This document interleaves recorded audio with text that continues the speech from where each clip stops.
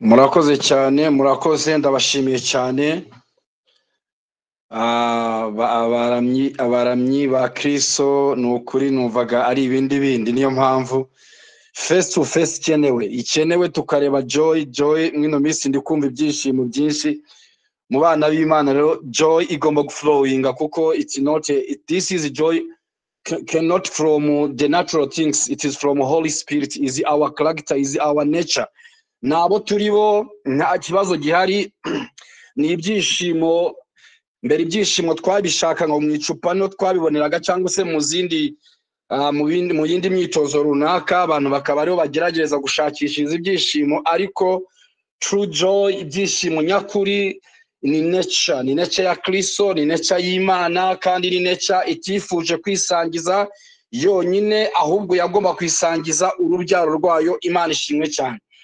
Rero buri muntu wese ni umugisha wafashe umwanya akajoininga, wafashe umwanya kandi tukaba tugiye kumanyagura ngo dusange ku ijambo ry'Imana. Imana ishimwe cyane. Insanganyamatsiko turimo tuganiraho mpamya ko itazanahinduka, niboneka mu rwandiko Paulo yandikiye Abaroma 1:16, yaravuze ngo erega ubutumwa bwiza ntibunkoza isoni, ngo erega ubutumwa bwiza ntibunkoza isoni. Paulo, Imana ishimwe ko ino platform abantu benshi ba joininga, you are educated, twarize, nta kibazo gihari. Paulo wari ufite byinshi yavuga, wari ufite cultures wabo mu Kiyahudi, wari ufite byinshi yakavuze ku byo bamukoreraga, yari afite byinshi yakavuze. Yigeze kubwira avuga mu Bafilipi, avuze ngo haramutse hari abantu bashaka kwirata iby'umubiri, je nabarusha. Agenda yivuga, agenda asobanura ko yabarusha, ariko aravuga ngo no, hari ikindi nabonye, hari ubundi buryo nabonye, hari indi nkuru nabonye. Aravuga ngo ni ubutumwa bwiza. Mana ishimwe cyane, ngo ntabwo bunkoza isoni. Mpamvu utankoza isoni ni imbaraga y'Imana. Mwino minsi isi ihanganye no gushakisha imbaraga ziri financial, imbaraga ziri nucleaire, imbaraga ziri runaka buryo butandukanye, imbaraga zo guhuza imiryango, zo guhuza abantu batandukanye, rimwe na rimwe bigafailinga. Ariko Paulo aravuga ngo mu butumwa bwiza ngo ntabwo bunkoza isoni, nimo imbaraga y'Imana hishurirwa yesha uwizeye wese gukizwa. Mana ishimwe cyane, ndanezerewe. Inkuru ubutumwa bwiza niyo nkuru ikenewe. Abantu benshi mwino minsi for development, mu gutera imbere mu buryo bwinshi butandukanye, hari theories, hari ibintu byinshi bimakaje imbere. Abashinzwe ubuzima hari ibyo bari gukora mu birebana n'ubuzima, abari mu burezi hari ibyo bari gukora, bari muri economic hari ibyo bari gukora. Paulo ntabwo yari umuswa ngabura icyo yakavuze, ntabwo yari umuswa ngabure icyo yavuze. Gihagurutse umutima we, asanga nta kindi kintu ngo ni ubutumwa bwiza, nta kindi kintu, nimwo honyine humvikana, niho habonekamo agakiza. Uwandikiye Abaheburayo 2:3 yaravuze ngo twebwe tuzarokoka dute. Fata intero hagati nabwo mbanje hejuru, ngo twebwe tuzarokoka dute nitwirengagiza nkana agakiza gakomeye gatyo kabanje kuvugwa n'umwami wacu Yesu Kristo, nyuma tugahamirizwa n'abamwumvishije. Agakiza, yavuze ijambo agakiza. Tuzarokoka dute twebwe? Urakoze Emma, be blessed, urumugisha rwose. Tuzarokoka dute nitwirengagiza. Uyu munsi ikibazo kiri ku isi, uyu munsi ibibazo usanga birwanwa bishakishwa ubundi buryo bwakemurwa. There is only one solution, hari igisubizo kimwe, hari inzira imwe, hari uburyo bumwe. Inzira ni imwe, ukuri ni kumwe, ubugingo ni bumwe. Ntabwo message yihindukiza, ntabwo message ishakishwa ubundi buryo. Uburyo ni bumwe, ni agakiza. Mana ishimwe cyane. Tumaze iminsi usobanura ku by'agakiza mu buryo butandukanye. Agakiza ni iki? Ese agakiza dushingiye ku ijambo ry'Imana ni iki? Ese agakiza naho Imana yagiye yicara mu ijuru irangije settinga instruction, imaze kuzisetinga yohereza irazandika, imaze kuzandika ifata marayika, ifata umuntu umwe ku isi, iramuga ngo genda ufate abantu ubasomere izi instruction, nurangiza cyangwa se ubasomera n'amabwiriza rules and regulation, amabwiriza uburyo bagomba kubaho, niba byubahiriza bazaza mu ijuru. Mbese ako niko gakiza? Bibiliya iravuga ngo hoya, ntabwo ariko gakiza. Mbese agakiza ni Imana yabwiye isi mugerageze mukore, nimumara gukora mushakisha uburyo imirimo mwihangana uburyo mwakora, noneho ninza nkevariwa nzaza nze nevariwe, nimbona mushitse, nimbona mukwiriye, hanyuma muzi wanjye mu ijuru. Niko gakiza Bibiliya ivuga? Oya, siko gakiza Bibiliya ivuga. Agakiza ni iki? Agakiza Imana n'itsinde yabwiye irya hariya ngo mugerageze bitewe n'akarishya mutuyemo, mubikore gutya, mugende gutya, none nimugenda gutya muzagera iwanjye. Oya, ako si agakiza. Agakiza ntigahinduka. Agakiza ni iki? Agakiza k'Imana, agakiza Imana Bibiliya isobanura ni akahe gakiza? Ni igitekerezo Imana yashizeho nyuma yo kurema umuntu, yamara kumurema ikabona araguye, yamara kugwa ikagena ubundi buri kabango rero ubwo guhereka ngira ukundi kuntu bigenza, noneho nde buryo umugambi wanjye utahinduka. Ni iki? Agakiza karuta ibyo byose. Agakiza karuta isi. Umugambi w'agakiza uruta iremwa ry'isi. Isi itaranaremwa agakiza kari karo umugambi wari uhari, ni nacyo cyanatumye isi iremwa. Agakiza ni iki mu by'ukuri? Imana ishimwe cyane. Agakiza turaza kureba, ariko mu ncamake ni gute Imana yabigenje. Agakiza mu mugambi wayo yagennye ishiraho ki izarema umuntu, yamara kumurema nimubwire ngo uzaze unsange. Oya, yo igena uburyo izaza kumusanga, ikaza ikamusanga. Noneho ntimubwire ngo ubwo nagusanze ngo reka nkubere icyitegererezo, icyo nkoze ukigane. Oya, uyu munsi dufite abantu benshi cyane bafashe Kristo nka modo, waraje ni umugabo waje sore y'imyaka 33 akora ibi nibi, atanga urugero, arangije arigendera. Abwira abantu none ati musigare mukubana, mugerageze, ninza nkareba nkasanga urugero natanze mwagubahirije muzaba abana banjye, nimutamwagubahirije gihe no bizababona. Niko gakiza birivuga?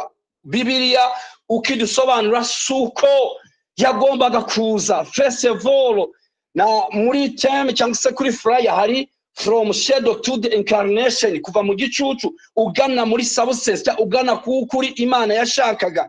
Imana yagombaga kuza kandi ikaza mu ishusho, ikaza yambaye, ikambara umubiri. Yamara kwambara umubiri ntibwira abantu ngo ubwo mubona nambaye umubiri ndi kugenda gutya namwe mugenda gutya, ahubwo igasaba ikaze mu bantu, ikinjira mu bantu, ikambara umubiri, abantu igafata ubuzima bwayo ikabushyira mu bantu. Yamara gufata ubuzima ikabushyira mu bantu, ntibabe aribo bariho, ahubwo ubuzima bw'Imana bukaba ari bwo buriho. Ntibabwire ngo nimukore, ahubwo ikaba ari ikorera muri bo. Ntibabwire ngo nimushakishe kwera, ahubwo kwera kwayo kukaba kuri muri bo. Ntibabwire ngo mushakishe gukiranuka, ahubwo gukiranuka kukaba muri bo. Nibwo buryo ngaka gakiza. Ikinyuranye nacyo cyose ntabwo ari agakiza turi kuvuga. Agakiza tuvuga Paulo yavuze ngo ntabwo bidutera isoni, ntibintera isoni kuvuga ubutumwa bwiza. Natwe uyu munsi wa none ntabwo bidutera isoni kuvuga ku gakiza. Imana ishimwe cyane. Reka dutangire dusome mu Itangiriro turebe ninde muntu Imana yashakaga. Umuntu yashaga ninde? Ubushize twarasomye, ariko reka twongere dusubiremo. Itangiriro 1:26, 1:26 murongo 1:26, sorry. Imana iravuga iki? Itangiriro 1:26, Imana iravuga iki? Tureme umuntu agira ishusho yacu. Urakoze Emma. Tureme umuntu agira ishusho yacu, ase natwe, batwara amafi yo mu nyanja n'inyoni n'ibisiga byo mu kirere n'amatungo n'isi yose n'ikiguruka hasi cyose. Imana irema umuntu ngo agire ishusho yayo, afite ishusho y'Imana niko yamuremye, umugabo n'umugore niko yabaremye. Hano rimwe na rimwe abantu bajya basoma bagahita bavuga ko ari Adamu oya turaza kureba turebe yuko bwari ubuhanuzi yari prophecy umuntu Imana yari ikeneye kuri standard zayo yari umuntu umeze ute yari umuntu ufite yari influencer yari afite ubutware yaba mu ijuru yaba mu isi yaba ku byaremwe byose niwe yifuzaga kandi yifuza ko iyo shusho izarema yaba umugabo n'umugore atazaboneka iby'isi yashyizeho yuko umugabo agomba gupindamika umugore oya muri plane y'Imana umugabo n'umugore yagomba kubarema bujuje umugambi wayo tugiye kureba irema Adamu Itangiriro 2 umurongo wa 7 turebe ese koko uyu niwe yavugaga cyangwa Adamu niwe koko waremwe uko Imana yavuze Adamu turasoma mu Itangiriro 2:7 Itangiriro 2:7 avuga ngo Uwiteka Imana irema umuntu mu mukungugu wo hasi irema umuntu urakoze irema umuntu mu mukungugu wo hasi imuhumekeramo mu mazuru umwuka w'ubugingo imuhumekera mu mazuru umwuka w'ubugingo umuntu ahinduka ubugingo buzima tugiye kureba ese uyu muntu ahumekewemo akaba ubugingo buzima bisace gusobanura iki ubu ni Imana yashakaga ubugingo buzima nta kindi bisobanuye ni ubuzima busanzwe naho umuntu yumva naho umuntu areba naho umuntu atekereza naho umuntu akora naho umuntu yexecta from him nikuvuga ngo ni umuntu wujuje ibyangombwa nta kibazo gihari tugiye kureba uyu muntu ni Imana yashakaga w'ubugingo buzima niwe yashakaga turebe mu gakiza ko agakiza ni umugambi wabanjirije kure ni umugambi wabanje kubaho mbere yuko umuntu anaremwa ugena uburyo umuntu azabaho nusoma mu rwandiko Paulo yandikiye abikorino urwandiko rwa mbere rw'abikorino 15 umurongo wa 45 abo nkuko byanditswe umuntu wa mbere yari ubugingo buzima Adamu wa mbere yari ubugingo buzima we see Adamu yari ubugingo buzima yari ubugingo is a shadow na Imana yashaga umuntu w'ubugingo buzima ariko Adamu wa nyuma yari umwuka utanga ubugingo Imana ishimwe cyane umuntu Imana yashakaga kurema mu Itangiriro 1:26 yavuze na 27 ni uwuhe ni umuntu ufite umwuka utanga ubugingo ntabwo yashaka kurema receiver yashakaga kurema uwo yashaka yari utanga atanga ate Imana ishimwe cyane atanga bigenze gute ni gute byari gushoboka byari kugenda gute umugambi wayo Imana wari uwe kugira ngo uyu muntu azageraho byari kugenda gute Imana nubundi yagomye gutanga message mu buryo bw'ibishushanyo ariko igamije kwerekana uwishaka umugambi wayo ni ijambo riri mu rwandiko riri mu gitabo Mose yanditse cyo kubara 23:19 ni Balamu wabwiye Baraki araba ngo Imana igitabo cyo kubara 23:19 aho Balamu yabwiye Baraki ni text ndende ntabwo shaka ko yose uyivugaho ariko ara closing ubwo yavumaga bikanga noneho Balamu abwira Baraki ati aramubwira ngo Imana si umuntu ngo ibeshye kandi si n'umwana w'umuntu ngo yivuguruze ibyo yavuze no kubikora ntizabikora ibyavuye mu kanwa kayo no kubisohoza ntizabisohoza Imana ishimwe cyane tujya turirimba ko Imana nta cikoma mu nkokora tugiye kure iyo urebye plan iyo urebye the salvation uburyo agakiza kageze mu isi ukareba ucyo Imana yashakaga uburyo cyagezweho uhita ubona ko Imana nta cikoma mu nkokora icyo yavuze byanze bikunze iragisohoza ntabwo ari amasezerano babandi bapostinga ngo hari Imana yavuze oya icyo Imana yavuze nicyo tugiye kureba uburyo yagishoje niba yaragishoje nta rindi sezerano rindi rigihari kuko muri uwo ngo yavugaga niwo byose yabisoreje Imana yatanze amahirwe dusubiramo nubwo Imana yashakaga umuntu ngo imuturemo imubemo ntabwo yagomba kubikora by force oya ni Imana y'urukundo ubushize Poso nama niyo agaragaje yuko Imana ntabwo ari Imana y'urukundo rufata abantu ku ngufu. Twagiye twumva imvugo nyinshi cyane, umuntu akavuga ati Imana yarambwiye ngo ibi nimbikore ninabikora bizagenda gutya, ndetse yemwe bamwe bagatanga n'ibihamya bakabyerekana. Ni ukuri pe, bavana Imana urubwa, si Imana. Cyakoze ignorance, Imana yabivuze muri Hosea 4:6 aho ngo abantu banje bishwe no kutagira ubwenge. Ignorance nayo ni weapon yica abantu, ni intwaro yica abantu. Rimwe na rimwe kutasobanukirwa ni intwaro Satani akoresha akica abantu. Noneho abantu gasanga barabihimbira Imana, barahimbira Imana. Ntabwo Imana yafashe umuntu umwe imufuire kubera yuko aribona mwisi se wenyine ugaragara ko abandi se nibagaragara. Oya, Imana yaremanye umuntu imuremana amahitamo. Wa muntu wari ufite ubugingo buzima, Imana yifuzaga yuko ahinduka agera ku rwego rwo kuba ubugingo, umwuka utanga ubugingo, imushyira mu mahitamo. Turasoma mu Itangiriro 2:15 na 16. Uwiteka Imana ijyana wa muntu imushyira mu ngobyi, muri iyo ngobyi. Nabwo n'ubundi banuza ko ndavugamo gatoya yo muri Edeni, ngo ahingire ibirimo ayirinde. Uwiteka Imana iramutegeka iti ku giti cyose, bakoze ku giti cyose cyo muri iyi ngobyi ujye urya imbuto zacyo uko ushaka. Imana avuga ku giti cyose, the door is open. Ku giti cyose ujye urya imbuto zacyo, urafunguriwe. Noneho 17 ijambo ryo kwitona ngo ariko. Iyi ariko ni ijambo rigaragaza ko Imana yaremanye umuntu amahitamo. Ngo ariko igiti cy'ubwenge umenyesha ikibi n'icyiza tuzakiryeho, kuko umunsi wakiriho no gupfa uzapfa. Imana iturengere cyane. Umunsi wakiriye no gupfa uzapfa. Imana kino giti, hari igiti cy'ubugingo cyari mu ngobyi ya Edeni, hari n'igiti cy'ubwenge kimenyesha ikibi n'icyiza. Ahangaha is a shadow, ni igicucu.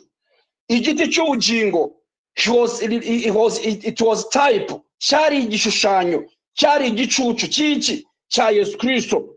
Igiti kimenyesha ubwenge bw'ikibi n'icyiza, nayo yari system, zose zari system ebyiri. Yari system Adamu agomba guhabwa yawe amahitamo asesuye. Still now ihame ntiryahindutse, ntiryigeze rihinduka. Uyu munsi wa none ubutumwa bwiza buvugwa, umuntu azahitamo kubwakira, yakire agakiza cyangwa se akadinayinge, n'uburenganzira bwiwe. Ntabwo Imana yigeze iremana umuntu ngo ndavuze ngo kora iki, kuko ariye wibaza ngo ubundi nimba ko ukuntu bavuga Imana ngo yafashe ku ngufu, ngo yabwiye umuntu gutya na gutya, uretse rimwe ko batanatekereza. Umuntu wa mbere yagomba gufata ku ngufu yari Adamu, ariko kubera yuko nature y'Imana it's a love, ni urukundo. Mu rukundo ntihari igitugu. Igitugu nikigaragara ntabwo ruzaba ari urukundo, zaba ari amarangamutima. Mu rukundo haba free will, haba hitamo, haba amahitamo. Imana ibwira Adamu, iramusobanura, amubwira ngo urabona urubugingo buzima, ariko icyo nifuza si umuntu ushaka. Umuntu ushaka ni umuntu ufatanyije nanjye ubuzima bwanjye, akakira ubuzima bwanjye, ubuzima bwanjye bukaba muri we, nta kindi kintu ushaka. Ibyo bizashoboka uriye ku giti cy'ubugingo.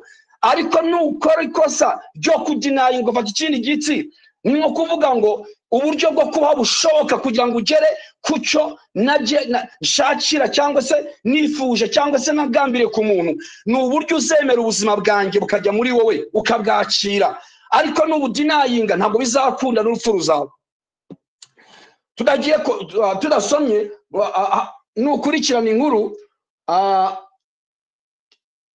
ibice 3 ngo inzoka yoca Eva, muzasoma nta kibazo. Genda aza gusoma umwe gusa 15.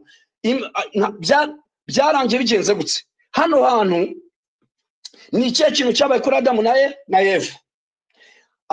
Imbere yabo hari amahitamo, hari system ebyiri. Hari system yo kuvuga ngo jewe kwibukiranye agakiza ni iki. Ese agakiza ni amabwiriza Imana yasetinze imaze gusetinga ibwira abantu ngo mugerageze murwane mumanuka imisozi mumanuka ibikombe mwiyo akuya mukore ibingibi nimumara kubikora je nkabona mukwiriye nzabandika mu gitabo cy'ubugingo. Agakiza ni uburyo Imana yafasha abantu ibashira ahantu imaze kubandika babati ndabanditse ariko nubwo mbanditse ntabwo nta cyizere ko gihari umunsi muzagira nzabasiba. Niyo gakiza. Oya, gakiza twagiye tubona byinshi karenze icyo ngicyo, karisekiwa ubwako, karenze inyigisho zagiye zitambuka zitiranya gakiza zitiranya gakiza n'igiti kimenyesha kibi n'icyiza. Ikindi kimenyesha kibi n'icyiza cyari igiti kimeze gute? Yari sisemeze gute? Yari sisemibwe umuntu abango jewe sinshaka yuko ubuzima bwawe Mana buza muri jewe kugira ngo mbashe gukora, kugira ngo mbashe kwera nk'uko ushaka, mbashe gucyangwa nk'uko ushaka. Oya, ku giti cyanjye myself, ikintu cyitwa egoism, ikintu cyitwa selfish, ikintu cyitwa self-centered, jewe mfite imbaraga, mfite ubushobozi bwo kwirwanaho, nirwaneho mbashe gukora icyo ushaka, nawe nubibona uzanyemera. Ngicyo kintu, icyo giti nicyo cyari presentingaga. Naho umuntu yarashiriweho amarembo afunguye kuvuga ngo hagati yuko Imana iba muri wowe igakora igishaka muri wowe kugira ngo ibe ikugire wishaka ko uba, no kuba ubwawe ushaka kwigira uw'Imana ushaka ko uba. Inzoka nta kindi kintu yazanye, yaje ibabwira iki? Satani mu nzoka nta kindi yababwiye ko muzakijye muzamera nk'Imana. Nko kuvuga ngo mushobozi bwanyu ntabwo ari igiti bariyeho explanation zijya zitangwa na explanation utamenya ziva, kandi iyi ni shadow n'igishushanyo. Nko kubabwira ngo, kandi na Paulo arabisobanuye mu rwandiko Paulo yandikiye Abikorino rwa 2:13 yaravuze ngo ndatinya yuko intekerezo zanyu zizayobywa nkuko yanzoka yohishe Eva, intekerezo zanyu zizajya zikareka zikava kubonera no gutungana bya Kristo. Ntabwo gukiranuka Imana ari ikeneye muri Adamu, ari ugukiranuka kwiwe. Ntabwo kwera Imana ari ikeneye muri Adamu, ari ukwera kwiwe. Ahubwo yagomba kurya noneho gukiranuka bikaba nature aho kuba performance, aho kuba kwirinda, aho kuba gukora iki ngiki. Icyo nicyo inzoka yakoze, irazibwira Adamu na Eva, yo ibabwira nimukora iki ngiki, nimubigenza gutya, nimuhakane kwera kw'Imana muzakugeraho binyuze mu mbaraga zanyu. Kwera kw'Imana muzabigeraho mukoze iki n'iki ngiki, gukiranuka muzabigeraho mukoze iki n'iki. Nicyo kintu cyari gihari, nicyo kintu inzoka yakoresheje. N'uyu munsi mu kibona gitredinga muri religions, nicyo kintu uyu munsi gikora. Nta yindi nzira. Iri kiriya giti kimenyesha kibi n'icyiza ni modern type of religions. Ni ihuriro ry'abantu cyangwa ni ihuriro ry'abantu rishyiraho amategeko n'amabwiriza abantu bagomba gukora ngo bakaba nk'Imana, bakera nk'Imana, cyangwa se bagashakisha kwera Imana ishaka, noneho nayo ikazabagororera. Ariko Adamu, ahangaha ndagira ngo abantu basobanukirwe cyane mu buryo tuvuga ubutumwa. Rimwe namwe byaranangoraga, rimwe kuvuga ubutumwa igihe byangoraga nkibaza bizagenda gute, bizakora gute, ni gute tuzabisobanura. Ariko ukuri nguku nta bundi buryo buhari, nta yindi nzira ihari. Bibiliya nimwe nivuguruza lepotashiki yazima ndosa yavene toshakire bomando vasiki yazini.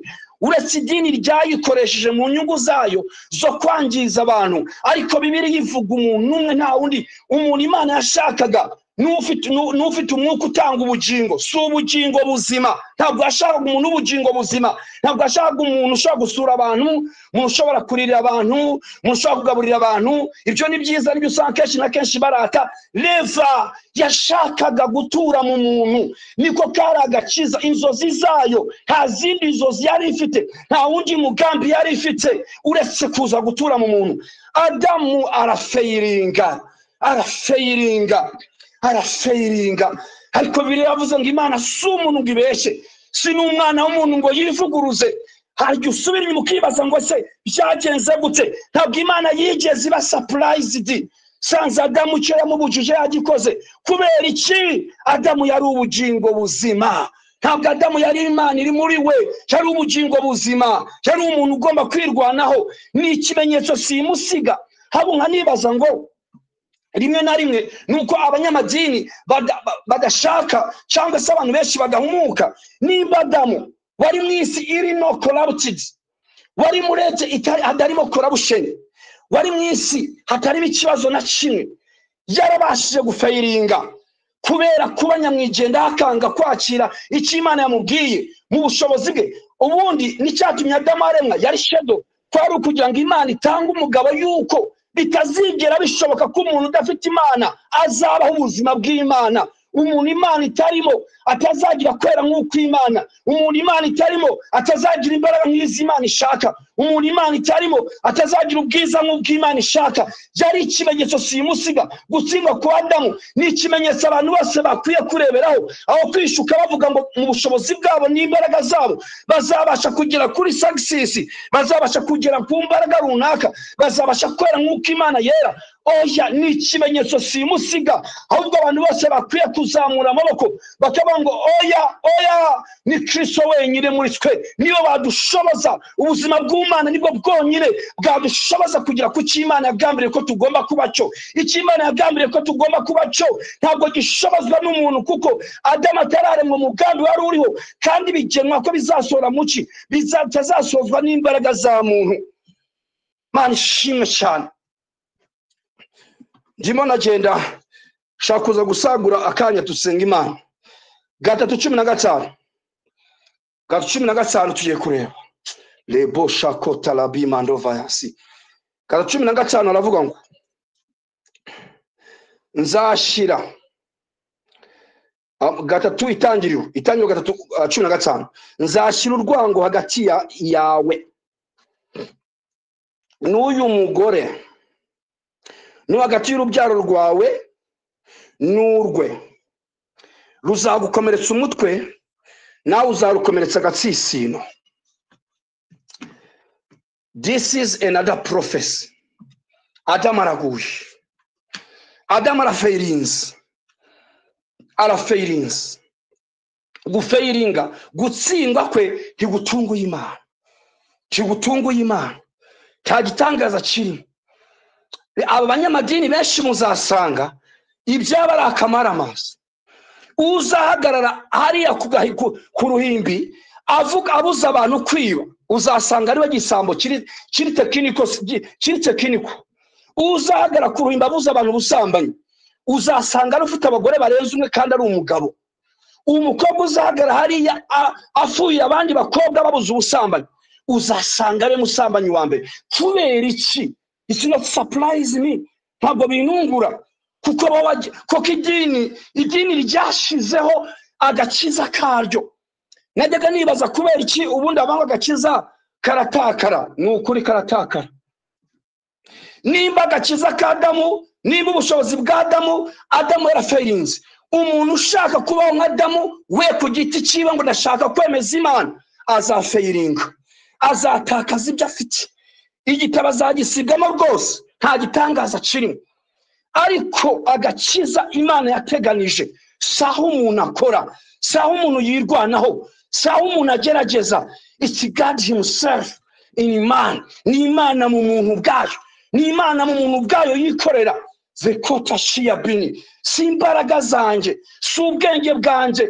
Yabwiye Zerubabeli ngo Zerubabeli, si kubw'imbaraga zawe Zerubabeli, si kubw'imbaraga zawe, ahubwo ni kubw'umwuka w'Uwiteka. Yewe wa musozi wita iki imbere y'umukozi wanjye, imbere y'umugaragu wanjye Zerubabeli?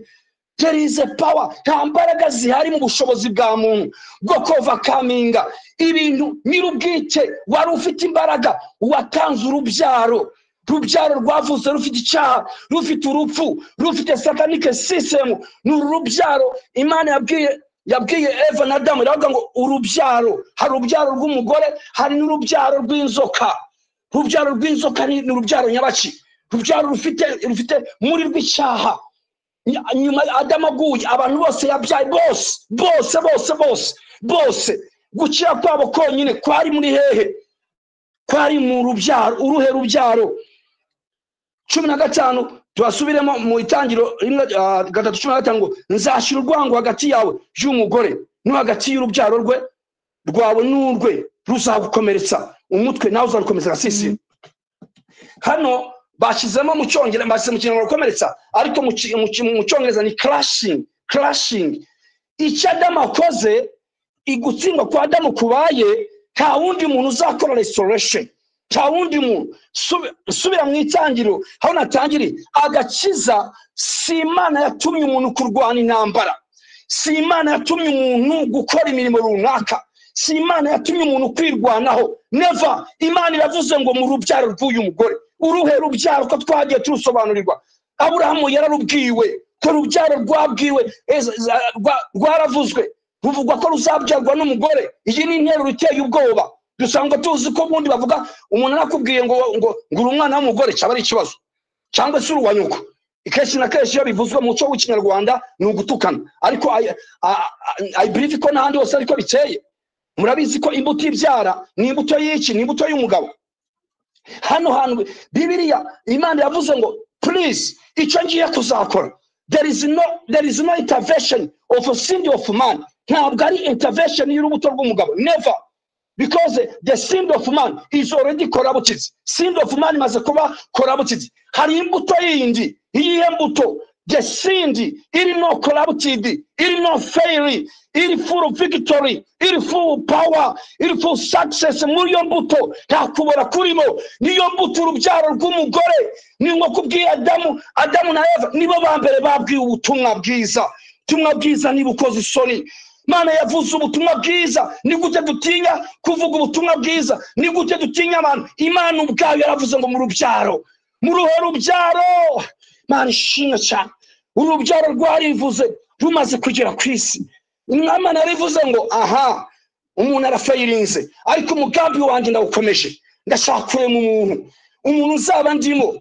Ubwo rubyaro rusobanura iki? Jewe nzinjira mu nda y'umubyeyi, nzinjira mu nda y'umugore, nzinjira muri the womb of the woman, nzinjira mu nda y'umugore. Cyo nzakora ni ikihe? Hazaba connection, hazaba guhuza. Umugore azatanga iki? Azatanga humanity, azatanga umuntu. Iyo mbuto izatanga iki? Izatanga divinity. Urubyaro nshaka ni connection, ni ihuriro y'ubumuntu n'ubumana. Naho jewe ndambiwe kuba mu ijuru jenyine, ntabwo ije nigeze ngena ko zaho mu ijuru, ahubwo ngomba kuba mu isi. Nkaba mu isi meze gute? Nambaye umubiri nk'uw'abantu. Turema umuntu agira ishusho ase natwe. Ngo umuntu Imana yabwiye Adamu na Eva cyangwa ngo umuntu cyabira azabanza gukora, azabanza gucungura. Yesaya hanura 7:14 muri Yesaya haba ngo dore umwara azasama, dore umwara azasama virgin, dore isugi nayo ari vocabulary iteye ubwoba.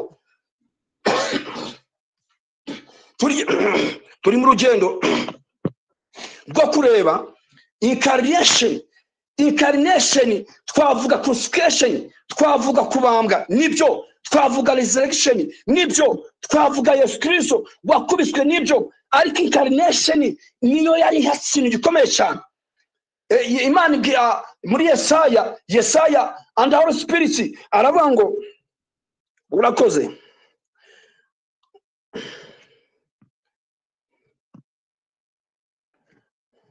ngo nicyo kizatuma Uwiteka ubwe ari we uzabera ikimenyetso. Dore amakuru, dore umwara azasama inda, azabyara umuhungu uzamwite izina Emmanuel. Incarnation ya mbere yari Emmanuel, Imana mu muntu. Imana mu muntu yabanje kwerekana umuntu ushaka kuba we. Imana mu muntu. Dore umwara azasama inda, dore umwara azasama inda. How umwari yagomba gufata umwari. Imana ishimwe cyane, Imana ishimwe. Apostle namari ukunda kuvuga ngo iyo biza kugenda gutya, reka basobanurire. Ese iyo biza kuba uyu munsi ari ibintu byinshi cyane umuntu yana kwibaza. Iyo Imana ifata umugore usanga ubyara, ikaba ariyo ica yambarira umubiri, sinzi byari kugorana yuko tuvanga Imana yambaye umubiri, kuko ati n'uburi n'umugabo usanga utera inda ni igipindi. ariko uyu munsi n'abavuga igipindi n'amabura cindi umwara azasaminda gahunda ntabwo harimo combination y'umugabo nta combination ya sindi y'umugabo ya sindi y'Imana yonyine ikinjira muri mwisugi yo isugi ibi impossible kuvuka umwana uw'Imana ishaka umuntu Imana yashakaga ntabwo byari gushoboka yuko aremwa yuko abaho through prosperity through naturality biturutse mu bushobozi busanzwe bisubutse muri kamere isanzwe oya Imana ubwayo yonyine ubwayo niyo agomba gusoza icyo gikorwa niyo agomba gusoza aho gakiza Imana ishimwe cyane muri Yohana 1:14 harasohoye byarasohoye ngo jambo yabaye umuntu jambo yabaye umuntu tubona ubwiza bwe busa n'ubw'Imana ukineye abana natwe incarnation ya mbere from the shadow to incarnation Imana himself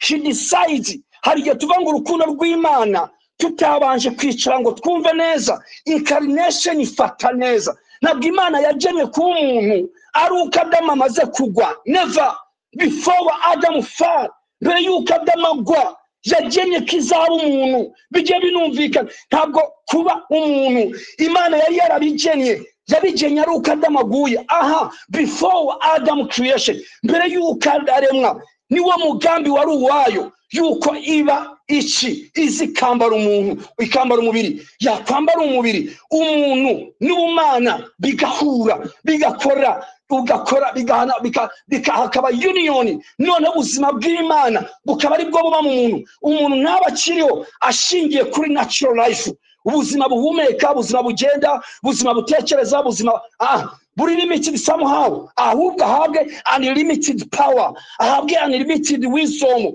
ahabwe unlimited understanding ahabwe unlimited knowledge biturutse kuki biturutse Imana the divinity nature habashe kuba connection Imana ishimwe cyane zelebo shakia bima novaya senekota siya bini incarnation imaze gusohora byagenze gute wubwiwe hari amagambo yavuze dusome muri Yohani 6 tumwa bwiza bwa Yohani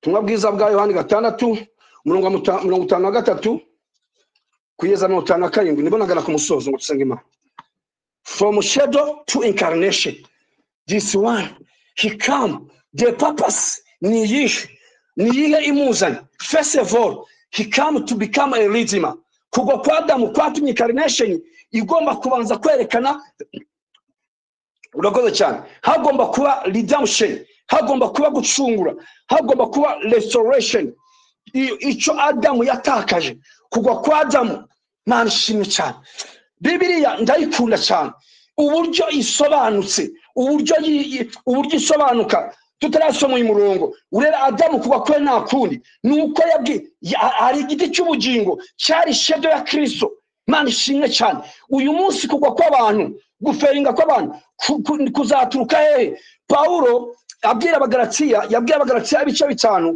umurongo wa 4 avuga kuno kugwa kwabaye 5 abagalatiya 5 umurongo wa 4 aravuga ngo mwebwe abashaka gutsindishizwa n'amategeko abashaka gutsindishizwa n'igiti kimenyetso kibi n'iciza religious yasetinze amabwiriza nuko ari kingi cy'Imana izakwemera nuko ari kingi uzahabwa umuvumo nuko ari kingi cy'Imana izakwemera nuko ari kingi cy'Imana izaguhakana this is religion this is a modern type of what ni ikimenyetso simusiga cyangwa se ni igiti kimenyesha kibi n'iciza ibyo ni byiza kubivuga information zikaba nyinshi umuntu akamenya kibi cyaricyo ariko nambaraga kubera iki Jesus Christ is only our victory.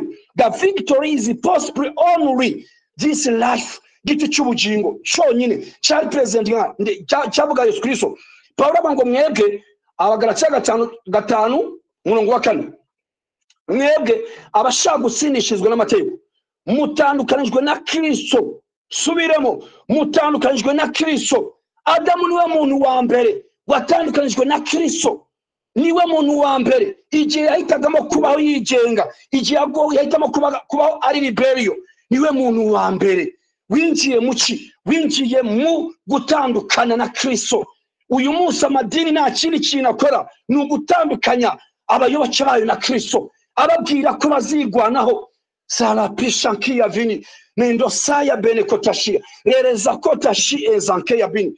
Iyo wumvikije samoni zibyitwa ngo n'aba Kristo zibera mu nsengero hirya no hino, ukumva uburyo bazivuga, Imana ugira agahinda, uribaze ni ibikiri kubwirwa abantu. Sikatari ubutumwa bwiza. Abantu basubiye muri Edeni, basubiye kuri Adamu, kandi Adamu ko yatsinzwe. N'umuntu wese uzatandukana na Kristo nawe agomba kugwa. Nta kindi gitandukanya umuntu na Kristo ni amategeko. Ngo mutandukane na Kristo kuko mwaguye muretse ubuntu bw'Imana. Imana tugire neza cyane. Mutandukanijwe na Kristo kuko mwaguye muretse ubuntu bw'Imana. La salvation naho Imana y'ubwayo ku giti cyayo mu mbaraga zayo yagombaga kuzika ikambara umubiri, yamara kwambara umubiri ikaza abantu bakayakira, aricyo giti cy'ubugingo bakayiryaho. Kwirya nta kindi ni ukwakira. Ubwo Kristo yabaga yamara kwambara umubiri, ikaba ari Imana ituye mu bantu, nta kindi yigeze avuga.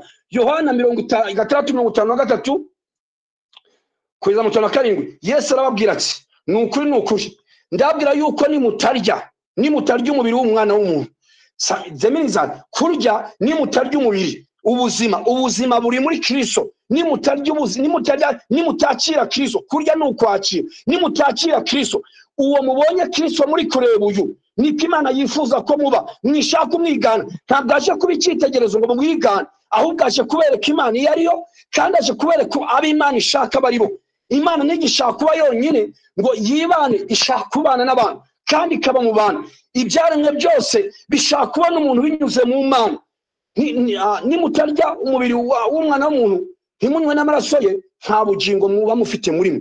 Umuntu wa mbere ari ubugingo buzima, ariko Adamu wa mbere ari ubugingo buzima. Adamu wa nyuma yari umwuka utanga ubugingo. Imana nibishaka urya umubiri wanjye akanywa amaraso, urya umubiri wanjye saved ubuzima, amaraso redemption icyaha cyari cyaje cyavanywe mu nzira nanjye na Yesu Kristo. Amaraso yanjye abafite urya umubiri wanjye akanywa amaraso yanjye abafite ubugingo buhoraho, nanjye nzamuzura ku munsi w'imperuka.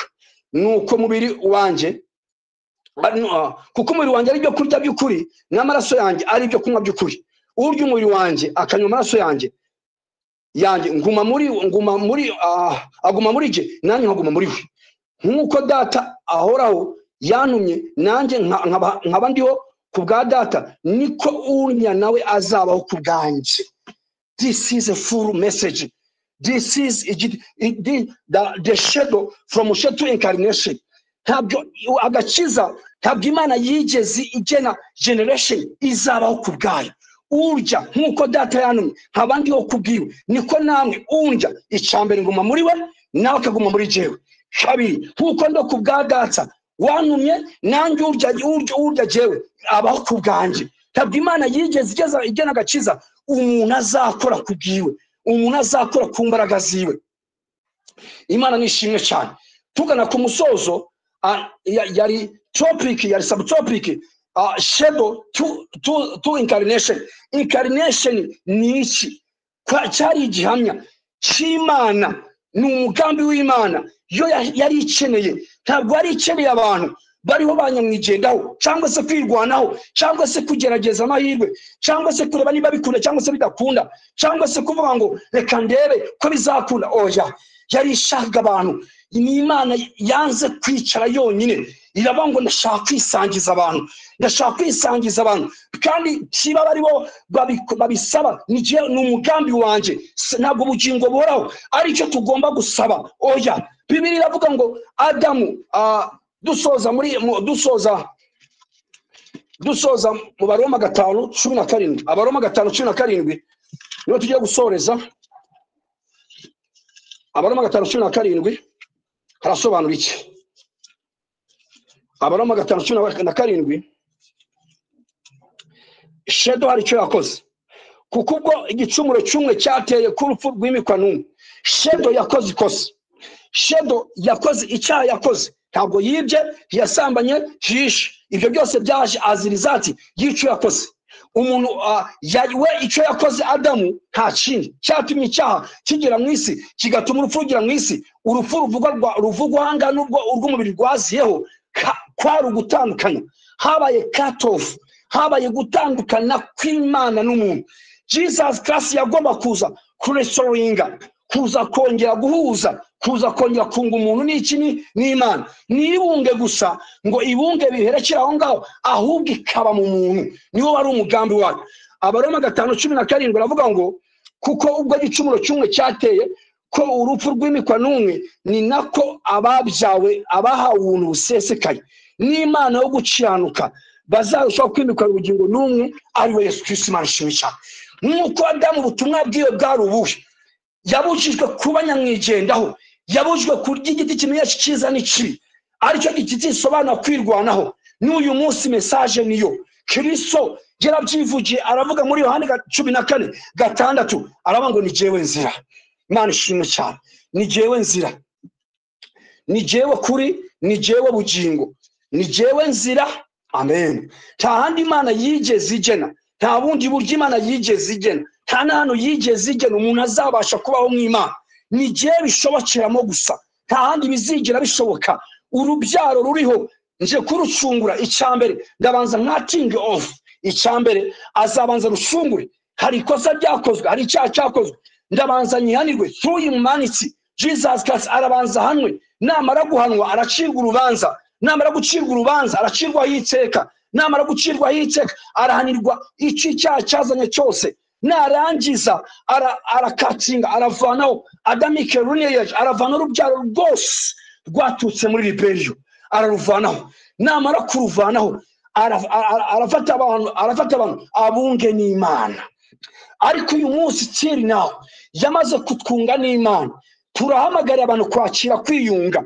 Niba tabyakira zerebo shakita yabini, niba tabyakira ntabwo bizaza automatically, ntabwo agakiza Yesu yaragatanze. Ariko nimba abantu batakakiriye kibizashoboka. Nk'uko Adamu yari afite amahitamo yo kwemera no guhakana, n'uyu munsi na n'ubiro niko bikimeze. Cyo bita universal salvation, nibyo agakiza umunyabure akeneye, niko umunyabure yahawe, niko nahawe, umunyamerika yahawe, niko nahawe. Ariko nimba kataciwe, kuko Imana akunze abari mu isi cyane, byatumye itanga umwana w'ukiri kugira ngo umwizere.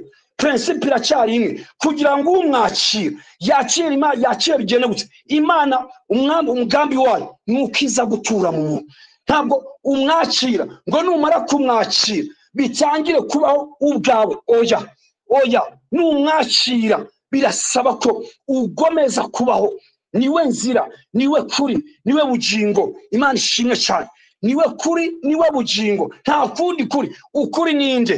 Nta kindi. Naho Imana yagambiriye kera ibihe bitari byabaho, yuko umuntu azaba uwera, yuko umuntu azaba umuziranenge, yuko umuntu azuzura urukundo, yuko umuntu azuzura amahoro, yuko umuntu azagira ubuzima budaturutse kuri natural way, budaturutse ku nyama n'amaraso, ahubwo buturutse ku Mana yo nyir'ubwite iri mu muntu. Yohana arabisobanura, haravuga ngo abamwemeye bose, Yohana 1:12 na 13, ngo abamwemeye bose bakizera izina rye yabahaye ubushobozi bwo kuba abana b'Imana. Abo ntibabyawe, there is no intervention. Ntibabyawe n'amaraso, ntibabyawe n'ubushake bw'umubiri, ntibabyawe n'ubushake bw'umugabo, ahubwo babyawe n'Imana.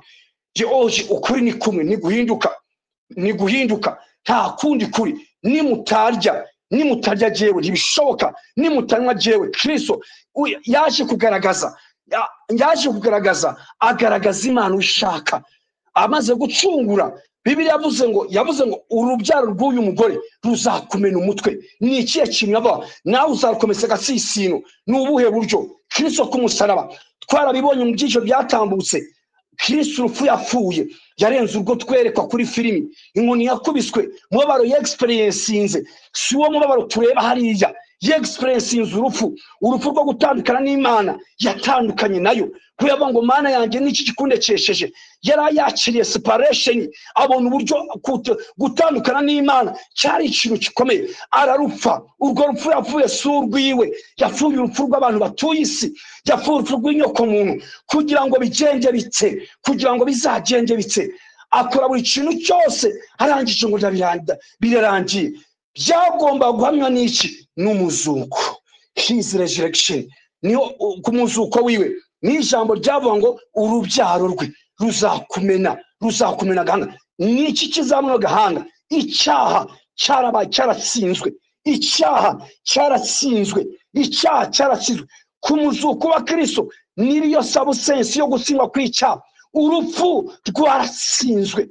Paulo yandikira Abaheburayo aravuga ngo yemeye guhuza amaraso n'urubyaro kugira ngo abature akize abahoze mu bubata bwo gutinya urupfu, ahinduje afashe urupfu rwiwe akaruhinduza ubusa. Umutware w'urupfu ari we nde? Ari we Satani. Urupfu rwe rwahinduye ubusa icyo Satani yari yakoze. Lebo shakitarabimando shaya. Paulo aradekara avuga ngo noneho itegeko ry'umwuka w'ubugingo bwo muri Kristo, urubyaro nibwo rwonyine. Iyindi nzira yose ishaka kuzashyirwaho yashyizweho ngo izanesha icyaha. Abantu bashaka kuzagira ngo Imana yigeze Adamu nta cyaha yari afite, ariko nabwo yari ageze ku rwego Imana ishaka. Yari innocent.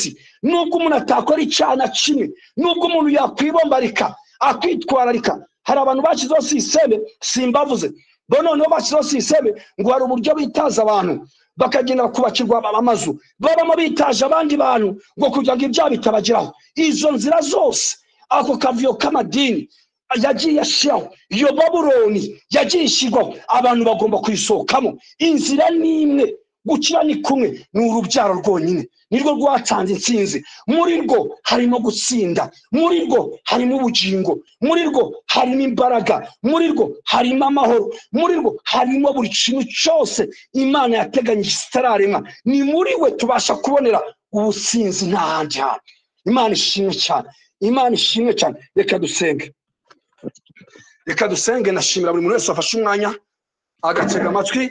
Turafungura microphone zacu dusenge iminota nk'itatu kugira ngo nyaza kuboneka abashima nabo bashime.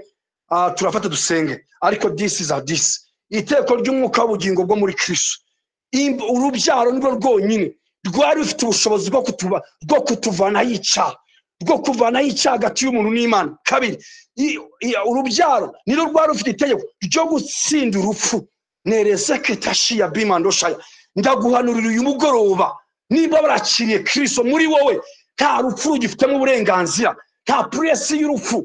Your organ, your cell, your system zose zigomba kurisivinga power, zigomba kurisivinga Kristo. Kristo ni uri muri wowe. Wikwitangije, wikwishikiza kuri vaccination. Ntabwo inkinga arizo dushingiyeho, sinkuje kuzakingirwa, ariko ntabwo urukingo aribwo buzima bwacu. Twe dushingiye ku buzima bwa Kristo. Ntabwo indyo turya, ubwoko bw'ibyo turya sibyo bigena uburyo tubaho n'uburyo tugomba kuba successful.